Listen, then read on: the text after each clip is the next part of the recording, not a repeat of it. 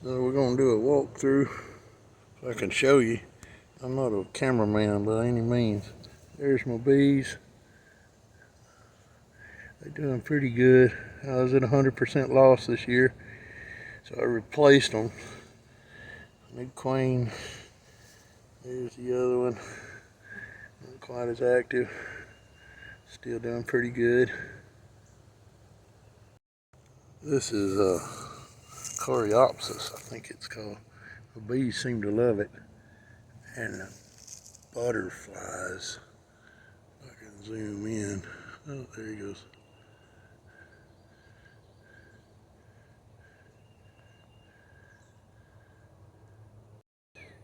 I'm getting out of the sun a little bit. It's a little bright. This is my grapevines.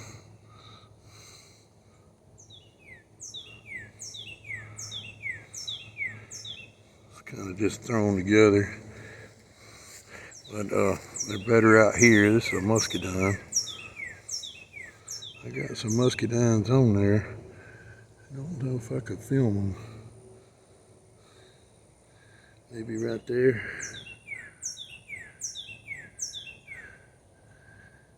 The birds usually get them before I can.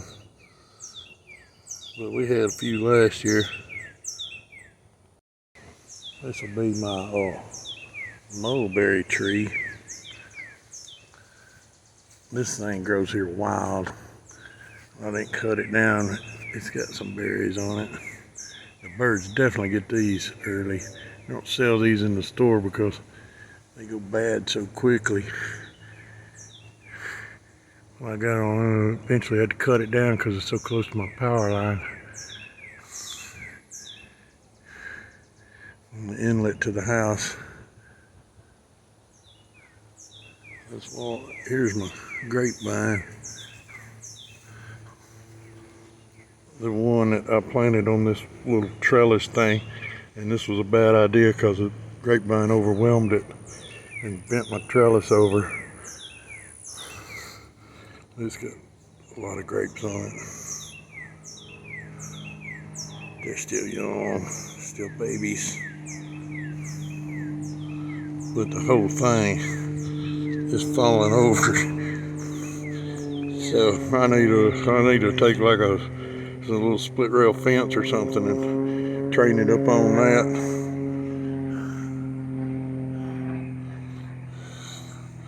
And then I got this right here is what they call a cotton candy blueberry. It produces blueberries taste just a lot like cotton candy. And then there's some more. There's I guess red clover. I should not have planted that there. They're taking over. And this is aronia. And I planted them because it's aronia, they're berries. And they turn out, they taste pretty doggone bitter. And they're all seed. So I don't like them. I've cut it down about 5 times. Still grows back. Pause. This will be a gooseberry. It's a thorn bush, but it's alright. Kids need to stay out of the bed anyway. But it's surrounded by, that would be mint. And I think somebody said one time mint be the only thing that survives a nuclear war. And I have to agree with them because we pick it and harvest it all the time and it never seems to die it back. This will be cat's mint mixed with the regular mint. And bees love it. But it's a little, it's not so much invasive, but it gets huge and you have to keep it cut back. The sun's back on me. This is a regular blueberry plant. It seems to grow here. If you want to grow blueberries, no pine straw, pine bark. This is cypress bark around it, but I put pine straw into the hole in the bottom of it. It likes a lot of acid, which is fortunate because we are infested with pine trees around here. This would be Indian pink. I don't know that it has any uses at all, but I've seen it growing wild out in the woods one day, and I dug it up and brought it here and planted it. It comes up every year. Kind of an elaborate little flower. It's about to die off this year. These will be my big boy blueberries. Right here by the porch. They kind of take over. I had to clip them back. As you can see, I got plenty of blueberries on them.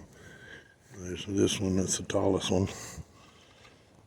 And this one right here be my shorter one.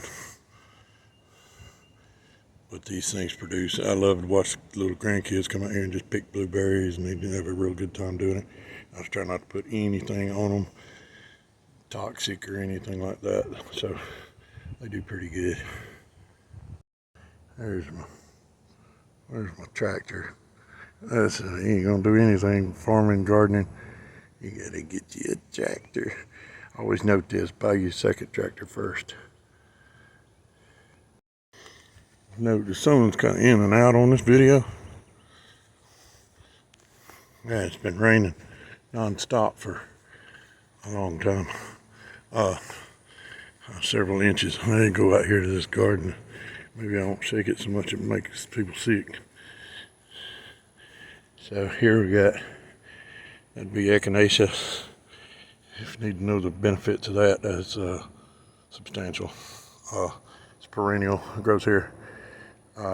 This is first year it's really looked like that, but it's doing pretty good. I had one that I accidentally broke the taproot on it, and then when it came back, it don't look good, and the flowers are white. And I'll go figure. So anyway, there's the squash, and let's see, there's the lettuce. It's just me and my wife here, so we don't need a whole lot. There's some spinach on down, and squash. I don't even eat squash. There's some potatoes, and then tomatoes on raised beds. Somebody gave me this wire. I use it, so I don't know if it's gonna help. This first year I've done that. Normally I just tie them all up. But anyway, carrots, onions, they're doing pretty good, but man, they take a long time. And as you can hear, maybe, I live close to the railroad tracks. So there'll be a train. There's the peppers. This is on bed. This wood was set on my porch for, I don't know, months. And I got kind of a prepper burnout. And I wouldn't build a bed, and then I seen Jeremy about building beds and stuff, and I'm like, you know what, I could do that. So I did. Anyway, here, don't grow cucumbers in buckets. They don't work. I'm gonna have to take these out. You can see my clover bed. It's just wild. But anyway, these things won't grow in buckets, hardly at all. And so I'm gonna have to take it and mound it up, cut some of them clovers back. Try to harvest the seeds, put out there where the deer eat them. So these are all raspberries. It's my greenhouse. It's all raspberries. I think there's a couple of tame blackberries in there, but I ain't never had no blackberries off of them. I had a tame blackberry bed one time, and it just kind of all seemed to pollinate with the wild ones that grow around here. For too long, they were all small and had thorns. So I just mowed them over. There's the blackberry, it's taller. So either way, rain catchment off the greenhouse. It helps out a pretty good bit. Keep algae out of the water. I feed all the chickens, or water the chickens and the rabbits with the water out of this. They say you can put copper fitting down inside of it, keep the algae building up in it, but it does when you put it in the feeder. It turns green like the next day. Coming off the back side of the greenhouse is my mullein plant. That's actually two of them. I should have separated them. And this one here is struggling with all this rain. Not to mention the chickens get in here and dig around and tear it up. So I got my doubts about that one. These two probably bloom this year. They're a 2-year plant, biennial. Of course, that's a potato plant growing in there, volunteer. And you can see the pepper plants. And I don't know if you can see them, but I fertilize them with rabbit manure. Either way, we can look at the chickens. Hold on. Well, first of all, we look at the rabbit. This here is a Hershey. We thought it was a doe. Turns out he's a buck. Found out the hard way. Had about six, 8 babies, and fortunately we was able to save 2 of them. The mama killed several of them, pushing them out outside the wire. This is the mama. There she is. That'd be Ruby. And of course, this is the reason why they're there. It's rained, so it's wet. Catch the manure off the bottoms and fertilize everything with it. All natural, baby. No triple 13 here. So either way, we got some chickens in this coop. I don't know if I can get them because of the lighting. Here's some babies in there. Yeah, I can't get you.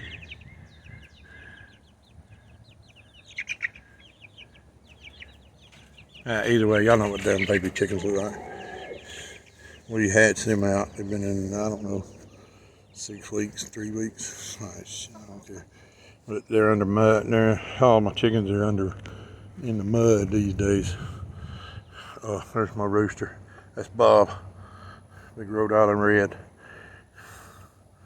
And he liked to fight, so you gotta put the boot to him every now and then.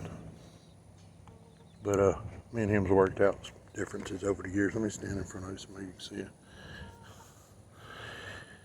But anyway, here's trampling in the mud because it has rained and rained and rained. But some of them don't look as good as the others. They all got names. Well, you don't care. But my favorite one would be Sadie. That's the one right there. Oh, their feathers all fluffed out. They want out. I'll let y'all out later. Okay, we got going back into the woods here. We got one plum. We had a bunch. It rained so hard it knocked them all off. They're on the ground. I don't know if you can see one. There's one on the ground. Either way, maybe if we baby it, we might get one plum. Oh, wait. There's another one right there. But as soon as they hit the ground, chickens eat them.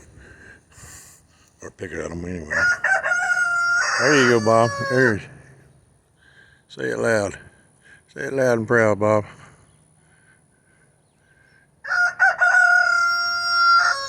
There you go.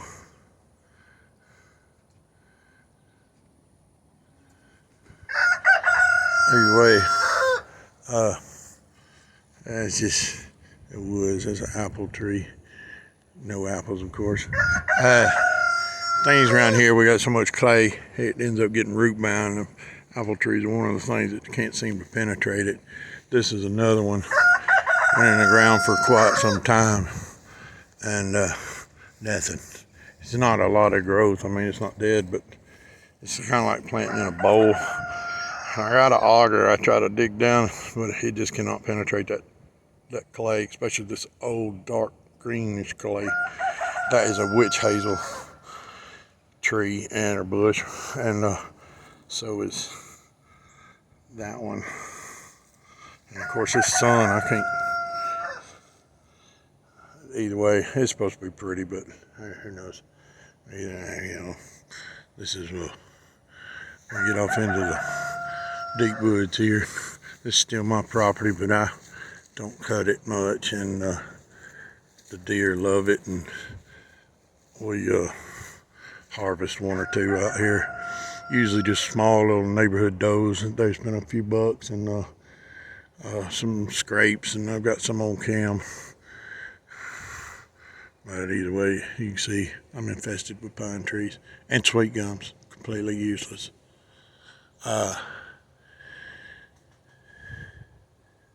Anyway, I think that's it. I'm gonna go clean out my gutters and I